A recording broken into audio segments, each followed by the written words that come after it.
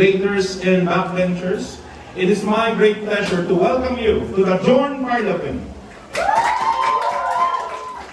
Today we are here to discuss one of the most pressing issues of our time, whether every Filipino citizen should be guaranteed a basic income to meet their basic needs. As we grapple with the rapid technological advancements, rising income inequality, and the persistent effects of the pandemic, the idea of universal basic income has gained traction across the globe. Some argue that it is the best way to ensure a minimum standard of living for all, while others, they argue that this is an unsustainable and potentially harmful policy. Will a universal basic income provide a more secure and substantial safety net for all Filipinos, or will it only impede the Philippines' national development?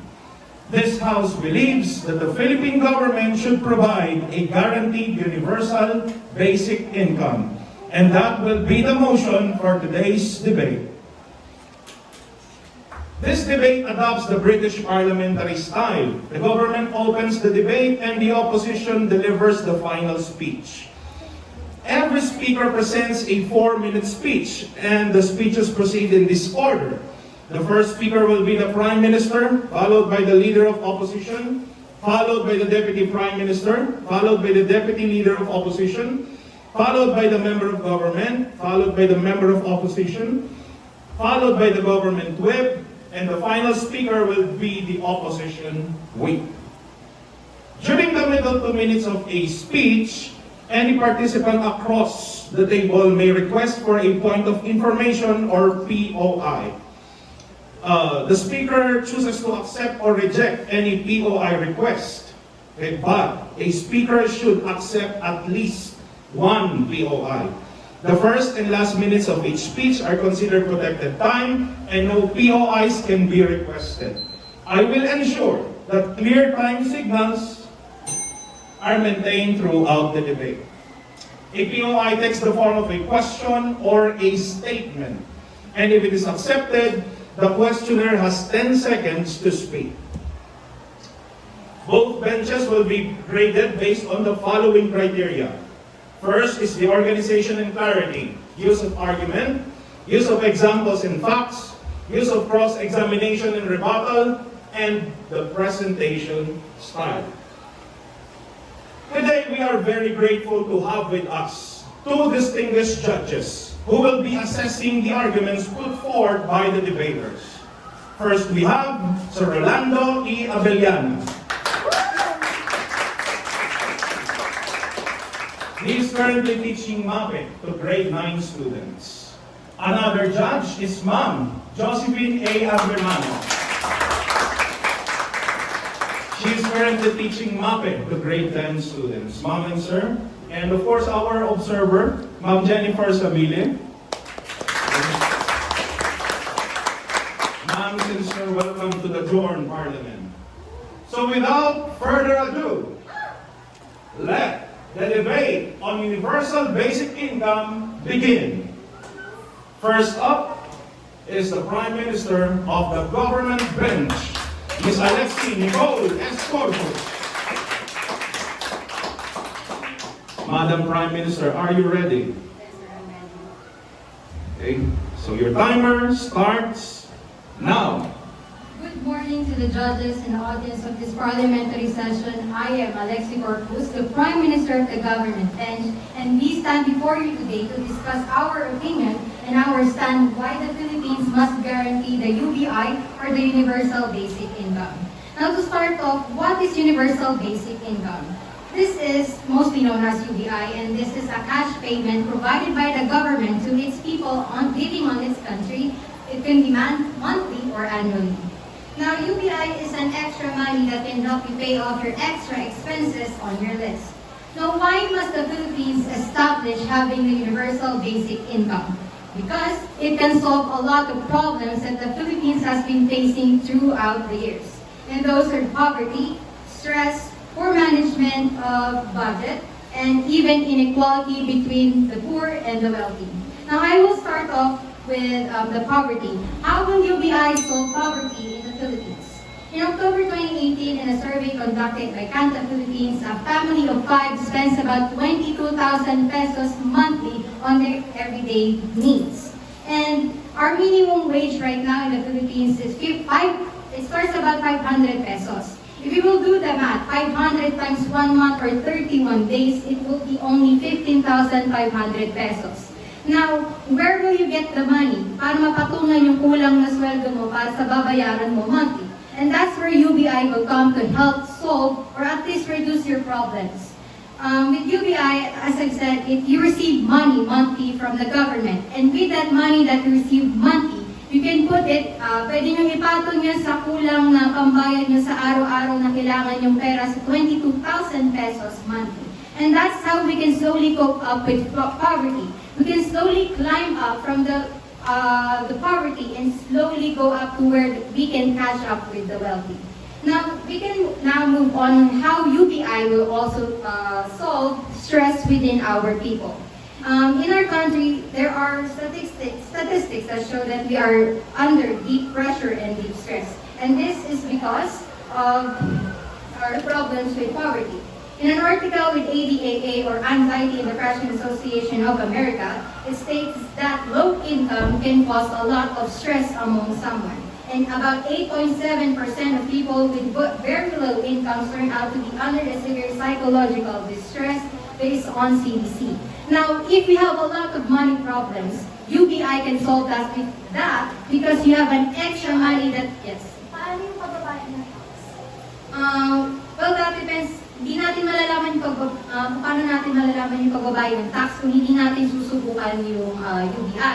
Possible na tumaas yung tax, pero we can always take it back kasi pag meron tayong maraming pera, marami tayong mababawing investments, capital. Pwede natin ibalik yun sa ekonomiya ng Pilipinas. So we don't have to worry if our tax will rise up. Now moving on, stress can really cause, poverty can really cause stress among people, and UBI can solve that because it's a support system for the financial status of someone. Now, it can also solve the inequality among the poor and the wealthy because I have said that we can catch up slowly with the wealthy because we are slowly having the support that we need monthly. Kahit magkulang yung sweldo natin, ibabayad natin sa monthly needs natin. And now, therefore, we conclude that the Philippines must establish the universal basic income. Thank you very much, Madam Speaker, Ms. Alexi Nicole S. Corpus. Now, let's go ahead with the Leader of the Opposition. Let us hear the response of Ms. Ariet Nicole A. Gatduda. Ready? Babaan. Medyo bababa.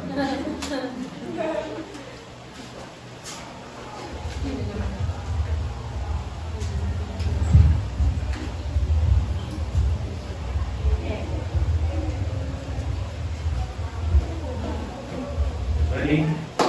Your timer starts now. First of all, we would like to thank the government team for their intention of making a perfect society, which will not happen. Ladies and gentlemen, we are the opposition team and we are here to prove you that the universal basic income should not be implemented in the Philippines due to the following reasons. Before that, we would like to point out the policies stated by the Prime Minister. They said that the UBI would help us reduce the poverty cases in the Philippines. So kung yun pala yung intention ng UBI, bakit hindi lang yung mga taong nakakaranas ng kahirapan yung pabibigyan ng basic income? Bakit pati yung rich people that obviously can afford their basic needs? The 1987 Constitution in Article 12, Section 1 says that the goal of national economy are a more equitable distribution of opportunities, income, and wealth, especially to the underprivileged people. From the word equitable, with this we want you to know that the opposition team were here to stand for equity rather than equality. Dictionary defines equality as each people is given exactly the same resources. And equity simply means being fair by recognizing that each person has different circumstances and give the exact resources needed to reach an equal outcome. In fact, the article addressing imbalance by Tony Root proved that the equity is a solution for addressing imbalanced social system, where it leads to long-term, sustainable, and equitable access for upcoming generation. In addition, according to the Race Matters Institute, the route to achieve equity will not be accomplished by treating everyone equally. It will be achieved by treating everyone justly according to their circumstances. Looking into another aspect, saan makukuha ng pondo ang gobyerno to achieve the implementation of UBI? Di ba sa pera lang din naman ng mga taong bayan? At paano nila magagawa yun? They would increase taxes. And this was one of the reasons why Finland chose to stop on implementing UBI in their own country. So nasaan ang equality when poor people will suffer from paying high taxes? And from that, nag-benefit din ng mga mayayaman through UBI. We do not live in Ethiopia. We live in a society where social inequality exists. So paano ba kaya pag na-implement ang UBI? It is a decision whether babawasan na ang fund for other social security programs like 4Ps, pension, and more, or tataasan ng taxes that would lead to inflation. And in both options, obvious kung sino ang mas mahihirapan, and it was the poor Filipino. Proposition also argues na kaya lahat ay magbe-benefit is because there is no specific standard for someone to be called poor or someone to be called rich. Where in fact our country have a Republic Act number 8425. Yes. Kung against ka sa programa ng UBI, paano mo imumukhahin at tugunan ang lumalaking hindi pagkakapantay-bantay ng kita at kahirapan sa ito? We have Republic Act for that, just like I said, the Republic Act number 8425 that aims to formulate social reform agenda as part of National Anti-Poverty Action Agenda, where they define poor as an individual whose income fall below poverty and cannot afford basic needs of food, health, education, and housing. Isa rin sa nilalaban ng pro-side is the achieving of civil rights within the UBI. But for us, civil rights is already achieved the moment government creates law for free education and poverty alleviation. At isa pa, government has nothing to do kung saan gagastusin ng beneficiaries ang pera. So how sure you are that people would use it for their necessity and not to allocate on consuming drugs, alcohols, and cigarettes? 40% of Filipino consumes alcohol and 15% consumes tobacco. And that concludes why we strongly oppose the implementation of universal basic income. Thank you. And that is the leader of the opposition, Ms. Harriet Nicole A. Gandula. Kita natin first speakers pa lang ng parehong benches. Talagang pinakapoy ng ating House today. So, thank you, Madam Prime Minister and Madam Leader of the Opposition. Now let's go ahead with the Deputy Prime Minister, Ms. Martina R. Barangas.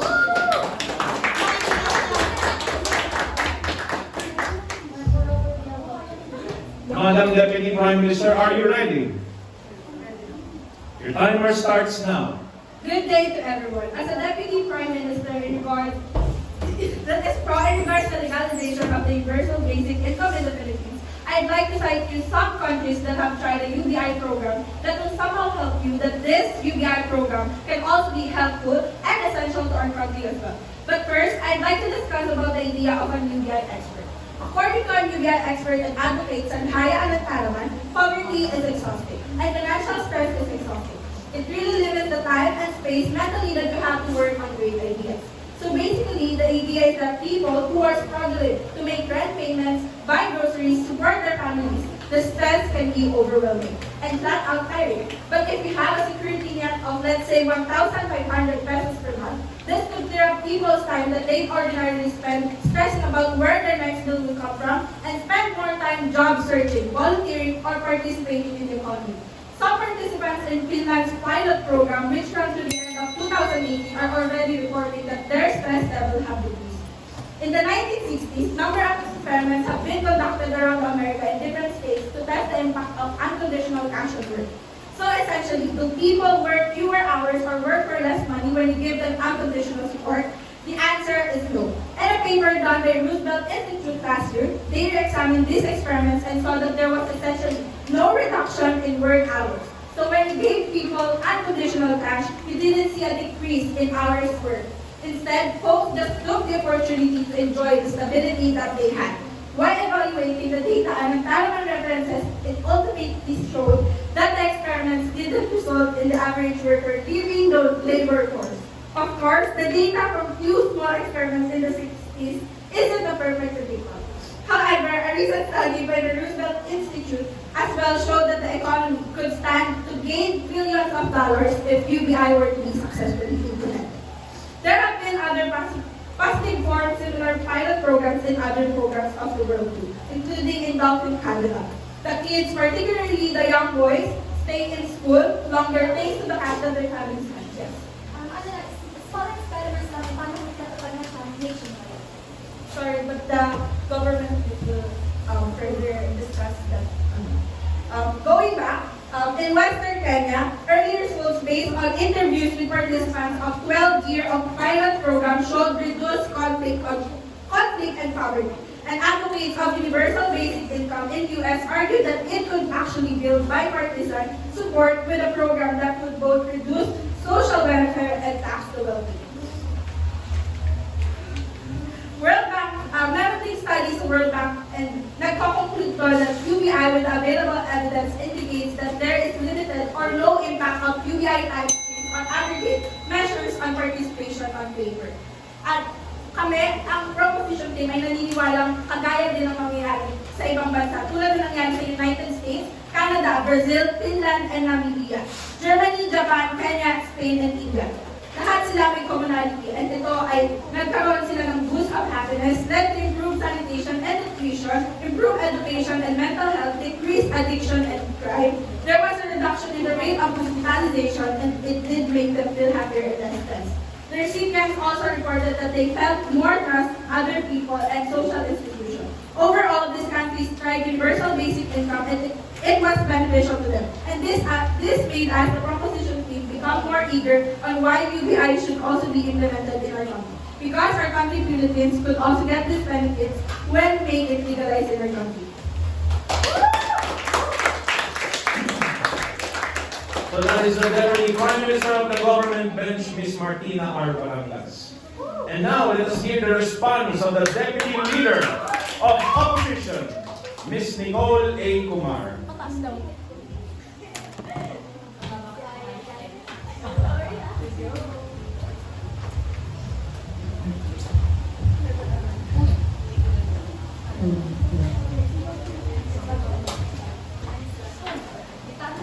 Madam Deputy Leader of Opposition, are you ready?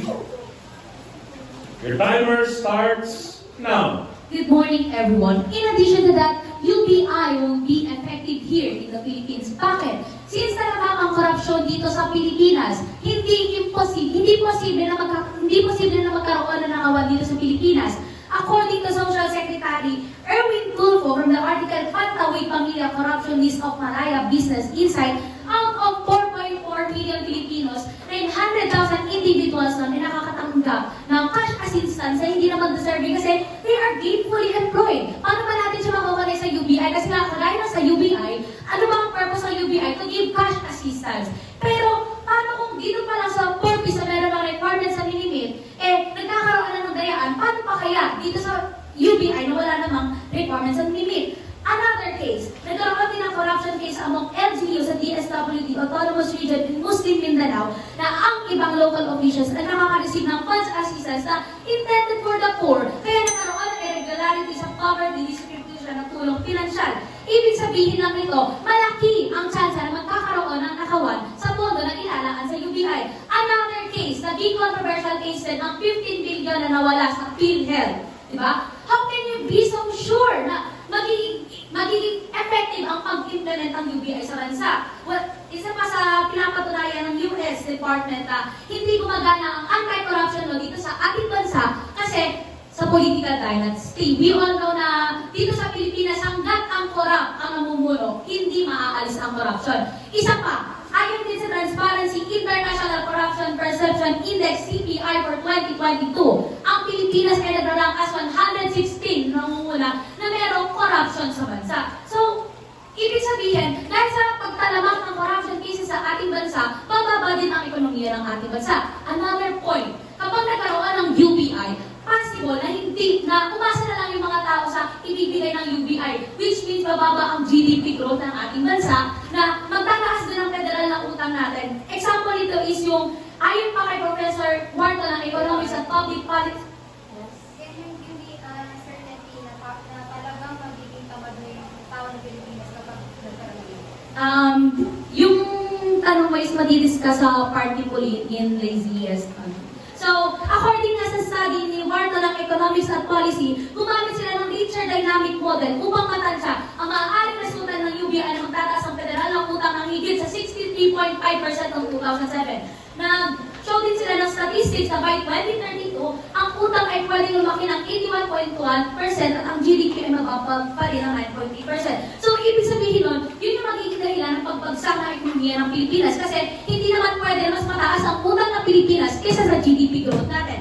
Another point to be discussed, universal basic income takes money from the poor people and gives it to everyone. It does not cure addiction, poor health, lack of skills, or other factors that contribute and exacerbates to poverty. Bakit? Kasi ayon sa pag-aaral ni Senator Tulfo at ni Dr. Katarzyna Gajewska, UBI entices the people to purchase addictive substances such as alcohol or enable existing addictives through the added cash benefits. Kagaya ng sinabi kanina ni Ayet, paano niyo masisigurado na gagamitin ng mga taong yan yung ibibigay sa kanila na benefits para sa basic necessities nila? Another point, UBI can cause a decline in Philippines public services because according to Ibon.org, UBI is inappropriate for a system, especially with the government's oriented approach to social development. So, if UBI will be implemented here in the Philippines, makapuntasan yung pondong inilalaan sa ating social services, educational system, welfare services, at isang example na nangyayari sa UBI na kung saan in-implement nila ang PhilHealth na magbibigay ng assistance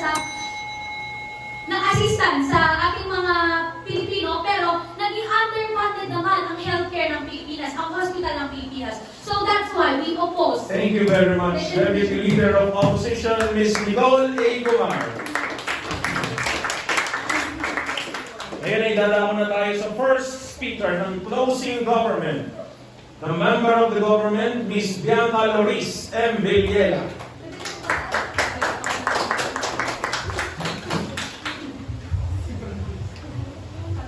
Ms. Villela, are you ready?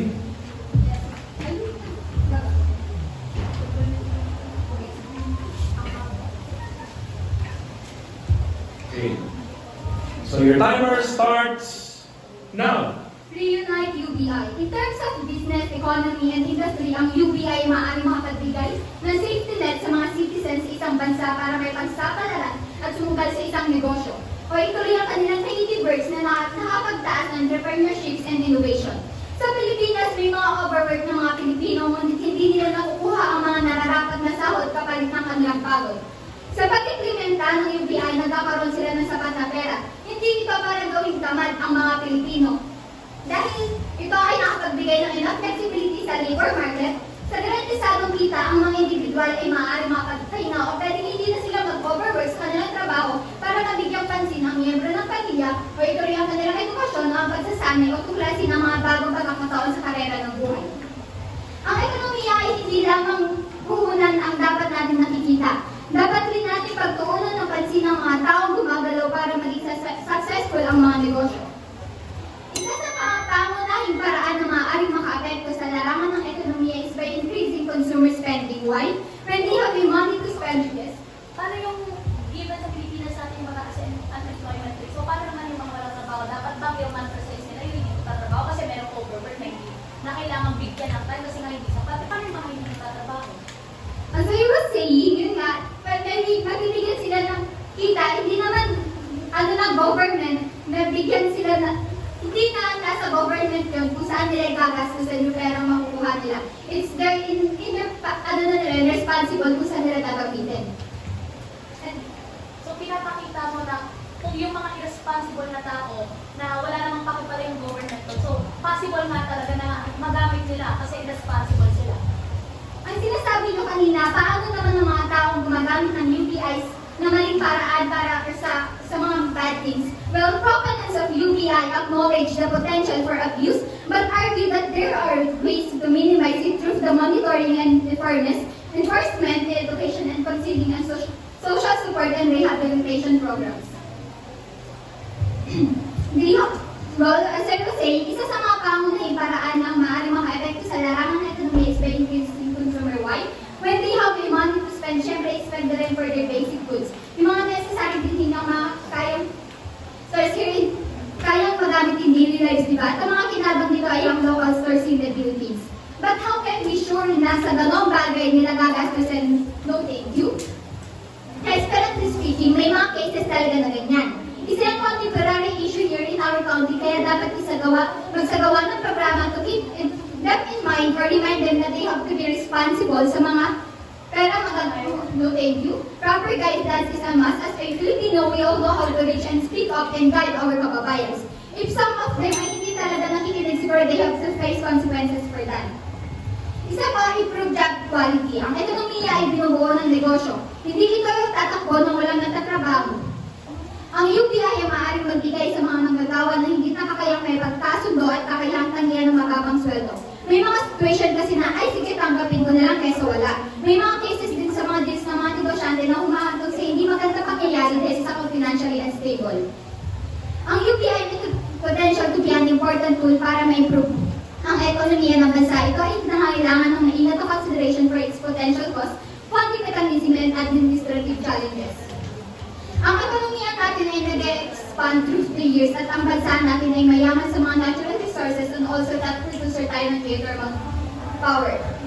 Sinabi na rin ni Economic Planning Secretary at Senator Lisan that they are confident that the economy will remain in the high growth trajectory. Thank you. Thank you very much, Ms. Bianca Loris M. Villela. She is a member of the government. Now, let us hear the response of the member of the opposition, Ms. Aliza Corin.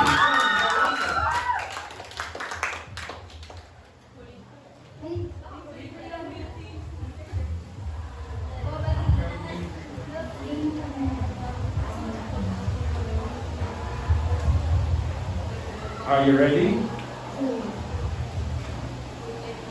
Ready? Your timer starts now. I would like to greet everyone in this room a pleasant day. Ladies and gentlemen, we stand by our belief that a universal basic income should not be implemented since it would make Filipinos settle on being unemployed. To support this argument, Charles Whitewash, Professor of International Economics at the Graduate Institute in Geneva, Switzerland, says that if we pay people unconditionally to do nothing, they will do nothing. And this lead to a less effective economy. That means na dahil nga walang requirements na kabalao para makatanggap ng universal basic income, maaari itong i-take advantage and mag-cause ng pagtaas ng unemployment rate. UBI should not replace income. It should only provide basic necessity as a baseline for life, but this idea was too impossible kung sa bansa natin i-implement, considering the study conducted by the Stanford University where it shows that the Philippines was the fourth place in being the laziest country in the world. UBI would just make people to depend on the government. Makakampante sila hindi na kumilos para magtrabaho dahil nga makakatanggap pa din sila ng pera from the government. According to the Philippine Statistic Authorities, the jobless rate rose to 4.8% in January 2023 from 4.3% in December 2022. Now that the Social Security program seems to be ineffective, ay mataas na nga ang jobless rate, what more pa pag nilegalize ang UBI? Isa pa, there is a study from the Health Foundation that found out that unemployment leads to mental health instability since may isip nilang wala silang kwenta at makakadepende na lang sila sa iba, knowing the mannerism ng Pilipino na palasa sa breadwinner ng pamilya. Filipinos were too attached to their families na minsan kahit may anak at asawa na sa side pa din ng pamilya nakatira. Tsaka maraming Pilipino ang hindi marunong humawak ng pera. Magbigay tayo ng example. Sa basic financial literacy question ng Bangko Sentral ng Pilipinas, 2 lang sa 10 Pilipino ang nakakascore ng 100%, habang 7 sa 10 ang nakasagot ng tama sa kalahati ng mga question. In addition, only 42% of adults correctly identified the inflation's effect on purchasing power in 2021, lower than 55% in 2019. The question on the simple and compound interest and the lowest correct answer at just 30%, ang ganitong result ang nagpapakita na consistent ang Pilipinas sa result kapag may kinalaman sa pera. Yes, you said that the people will only depend on the UBI anymore. How sure are you kung kulang na yung kinikita nila? Bakit sila mag-depend? Kulang na yung kinikita nila. More than with us, will answer that question. Habang ang World Bank ay nakikita na 25% lang sa mga Pilipino ang knowledgeable sa basic financial concept ng financial management, to resolve this problem, nararapat lamang na mababain ng gobyerno ang qualification ng mga negosyo sa paghahanap ng mga trabahador. Sa gayon, hindi na mahihirapan pang humanap ng trabaho ang mga mamamayan. Ayon sa pag-aaral ng Philippine Statistic Authorities, 2.37 milyong Pilipino ang walang trabaho. Mas mababa ito kumpara sa unemployment rate noong nakaraang 2022. Ngunit ayon sa World Bank Organization, laganap pa rin ang pervasive poverty. Isang kahirapan na laganap sa mga walang trabaho at mababang sweldo dahil limited access sa mga regular at productive na trabaho. Kung saan umaaray ang mga Pilipino dahil hindi lamang ginagawang basihan ang kolehiyo kahit pa mga pinakasimpleng trabaho. Dapat na maglaan ng pondo ang government para sa mga mahihirap at marginalized na Pilipino walang kakayahan para gumawa ng sarili nilang oportunidad sa trabaho. Imbis na unahin ang nabigyan ng trabaho ang mga trabahador na tulungan ng walang tahanan. Thank you very much, Ms. Alisa Pauline M. Calota. And now, to summarize the stance of the government bench, please welcome the government whip, Ms. Shannon Kate B. Demonstrates. Ready? Your timer starts now. A pleasant morning, ladies and gentlemen. I am the government whip, and I am here to summarize all the argument of this House. B. The government strongly believes that universal basic income should be implemented in this country as it prevent and reduce poverty and increase equality among citizens. Bakit? Ano ba mga problema ang nabibigang solusyon ng UBI? First of all, education. UBI will help students to attain a scholarship and provide good education. An example, the UBI program was implemented in North Carolina, and the results show that it led to improved mental health and improved education. Same goes sa mga residente ng Otrivero o Mitara sa Namibia. Bumaba ang kaso ng malnutrition at tumaas ang school enrollments. Second is hunger and food crisis. Official food and security statistics showed that 4 out of 10 universal credit payments can't even afford food. So providing a high enough universal payment like UBI could ensure everyone has the resources to meet basic standard of living. Next is poverty. Supporters of UBI believe that a guaranteed payment from the government can help ensure that those who are left behind by this economic transformation avoid poverty. We are not fully eliminating the gap between the rich and the poor. But what we're trying to say is that UBI will become an open door for many Filipinos to start a new life and acquire basic education and even sustain a life standard living. But how can we be sure that UBI is effective? In 2017, Finland conducted an economic experiment about the said program. It provided 2,000 people a minimum anchor for 2 years, and the effect, it made them more likely to find jobs. In short, they got healthier, and it debunks the idea of people becoming lazy. Meanwhile, in Brazil, poverty has fallen to its lowest level in 40 years, as about a quarter of the population have been receiving monthly cash payments of $110 since March 2020. Now, another question revolving UBI is how can we get funds in our country? Una sa lahat, mayamang bansa ang Pilipinas in terms of mineral and natural resources, according to Philippine Statistics Authority. And Philippines is also one of the world's top producer of geothermal power. Mas mapapaulat pa natin ito kung gagamitin ng gobyerno sa tama ang pera sa pamamagitan ng pag-iimplementa ng mga programa at mga patakaran na makakatulong sa mga mamamayang Pilipino, for example, the UBI. Moreover, there is an argument that people will be less motivated to work or worse, quit their job. But the review of several unconditional cash transfers found little evidence for this concern. UBI is not designed to promote laziness. It's simply an individual's decision about how will they spend their time. And come to think of this, will people leave their job when in fact UBI is only a support system for the society to combat and reduce poverty? And also, won't UBI be too expensive and bankrupt the government? Mahalagang tandaan na ang UBI ay hindi nilaan upang maging isang kapalit para sa lahat ng mga programa at serbisyo ng pamahalaan. Ngunit sa halip ay isang pandagdag sa mga kasalukuyang programa na maaaring magbigay ng isang pangunahing antas ng seguridad at pananalapi upang mabawasan ang kahirapan at hindi pagkakabantay-bantay. Now, I also just want to clarify things. Like what you've said, small experiments lang ito ng mga bansa. But we are not using the success of other countries as a model for how to do this in our country. Instead, we're looking into how this issue has affected about the field techniques that have already been tried so we can make our success in our own way. So I therefore conclude that in terms of financial, economical, and sociological aspects, this House proposed that universal basic income is the game-changer solution for the Philippines. Thank you.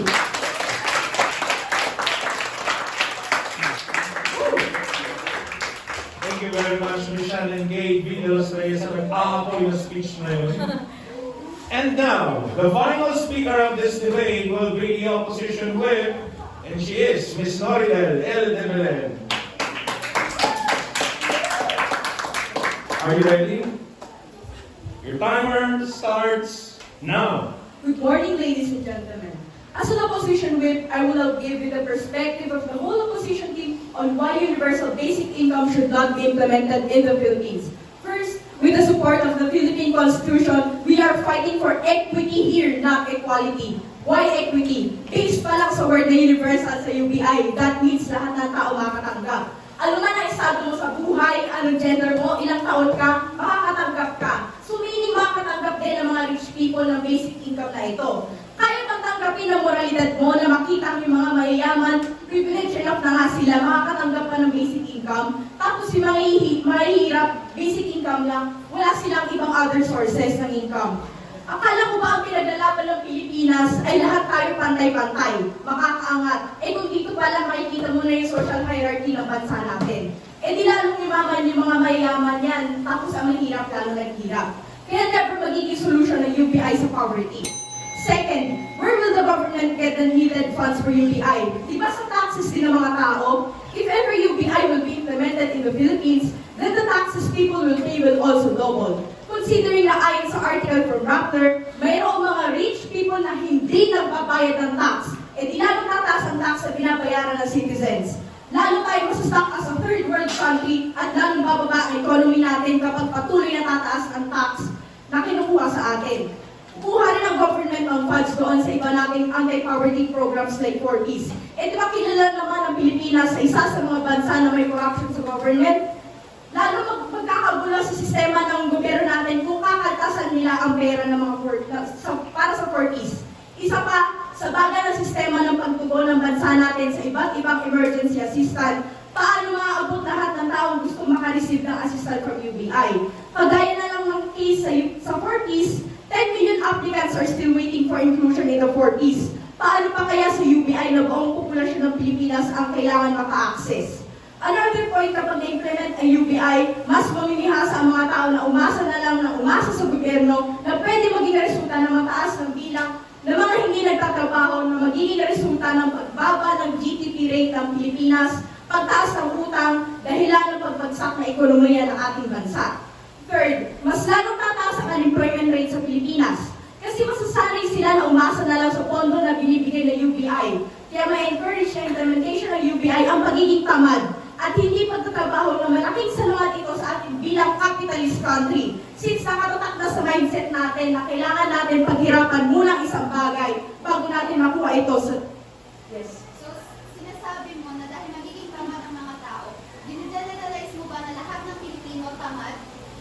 Di ba nga reported tayo as noong 2017 as the fourth most laziest country in the whole world. So kasama na majority ng Pilipino tamad. Kaya, ayun. The same goes sa trabaho. Kailangan natin magtrabaho para may makuha tayong sweldo. Mapapatuloy lang nito ang study ng Stanford University noong 2017 na tayo ay recorded as the fourth laziest country in the world. Kung mawawala tayo ng workers, mapipilitan itaas ng mga employers ang wages ng workers para ma-encourage sila ng trabaho ulit. Saan naman sila kukuha ng pera niyan? Sa pamamagitan ng pagtaas nila ng price ng services and products nila. May chance din na hindi na sila bumalik o mag-apply ulit sa bagong trabaho dahil mayroon na ng UBI. Masasanay sila dito kasi isipin nila na kahit puro kain, tulog lang ang ginagawa nila ay may matatanggap silang pera at the end of the day. Hindi naman pwedeng sarap buhay lang ang pamumuhay ng mga Pilipino ngayon, lalo na ang taas-taas na ng inflation rate sa bansa natin. Without further ado, I would like to close the opposition's motions with the idea of being equitable, corrupt, high taxes, and laziness of our country. We firmly refute the idea of universal basic income dahil kung gusto natin umunlad ang ating bansa, hindi solusyon ng UBI dyan. Thank you very much. Ms. Magdalene. And muli, isa pang malakas na palakpakan para sa government bench at para sa opposition bench. Kaya naman nakikita na ang bawat team ay talagang naganda para sa debating ito. So ngayon, pakinggan natin ngayon ang masasabi ng ating panel of adjudicators. Sino po gusto mauna sa inyo? Sir? So, pakinggan natin ang mga comments ni Sir Rolando Abellana. Sir? Hello. Unang-una, good morning muna sa inyo. And salamat po kay Sir Pao for inviting us again sa inyong debate. Now,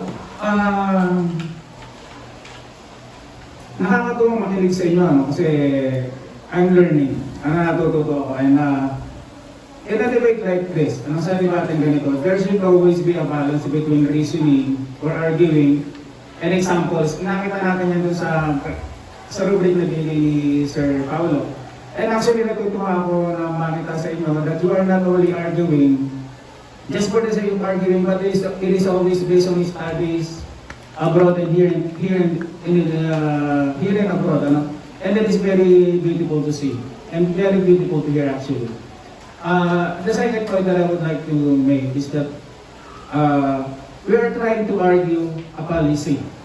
We are trying to argue a policy. Ito bang policy na ito is tama ba ito sa atin or hindi? And with your arguments and reasoning, actually I'm having second thoughts. Talagang ginulo nyo yung isip ko today, and I'm happy for that. Nagulo nyo yung isip ko in a good way. I would like to tingnan ko muna yung mga sinabi ng government side and the anti. One, the reasoning of the government side is UBI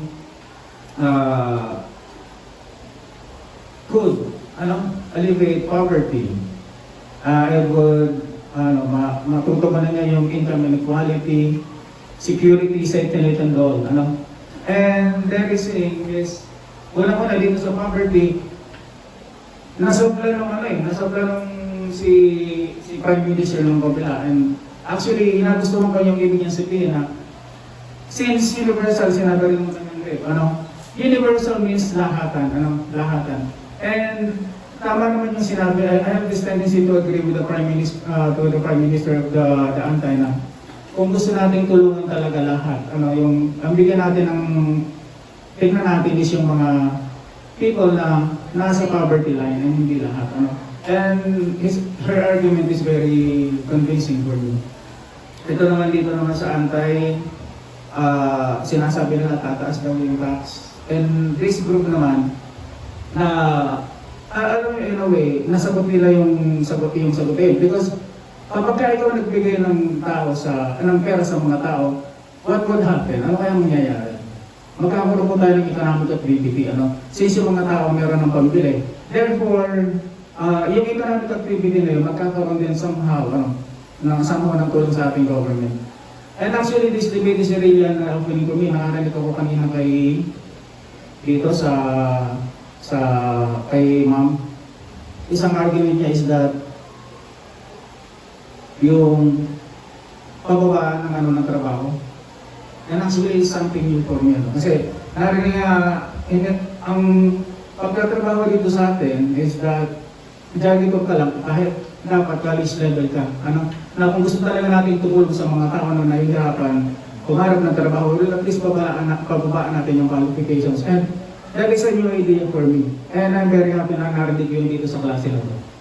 Thank you very much sa inyo lahat. Thank you very much, Sir. Sir, if you're going to choose between the two, I am going to choose although ang galing ng wave nito ang galing ng wave na-summarize niya yung point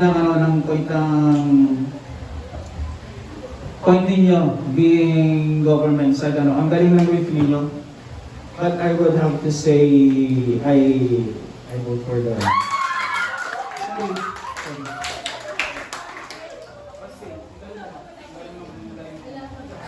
Hello everyone, and of course, thank you very much for inviting us here. And And then to point out my decision, I'm considering the anti. Mainly because Filipinos are known to be lack of discipline. Kahit magkano kayo ibigay mo dyan, they will use it in other means, in other way. Why? Because most of us are financially illiterate. Yun ang gusto kong i-point out. Kasi kung hindi ka wala kang alam how to handle your finances, still it's gonna be useless. And then, UBI, pero nung nag-argue siya, yung kanyang statement, medyo parang, let me think of this one. And then, because she said it's just a support, of course, it will not cover the whole expenses of a basic family unit, right?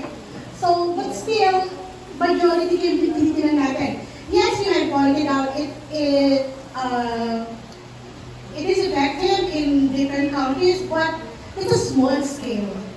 Okay? Philippines is one of the most populated people in the whole world. So, that's why yun ang isang nakikita kong factor why Singapore is number 1 in Southeast Asia. Why? Because of the population, and then they're really good in managing their finances. Okay? So, for this one, I'm voting for the tie.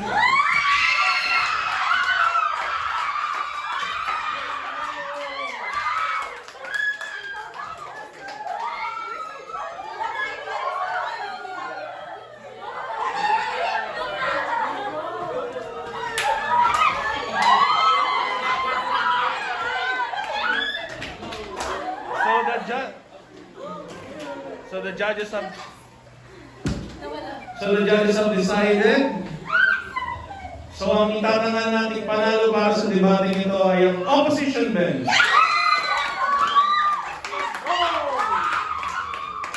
Ayun. Gusto nga ko lang malaman ngayon. Nag-point kayo ng mga studies, particularly nag-invest ko narinig yung bansa ng Finland. Alam niyo ba ngayon yung status nung kanilang ginawang experiment about UBI? They have declared that it is a failed experiment. No? So, kung saan ganong klaseng bansa, very, sila ma-online. No? What more sa atin, and ito kaya ng sinabi na corruption issues sa atin, kasi hindi naman to systemic, ito is, corruption is problema to ng tao eh. Problema ng tao ito. So, gusto ko lang malaman yan, na yung according to the Finland, their experiment failed. And failed din yung sa Canada. Yung mga sinayto yung example. Gusto ko lang malaman yun.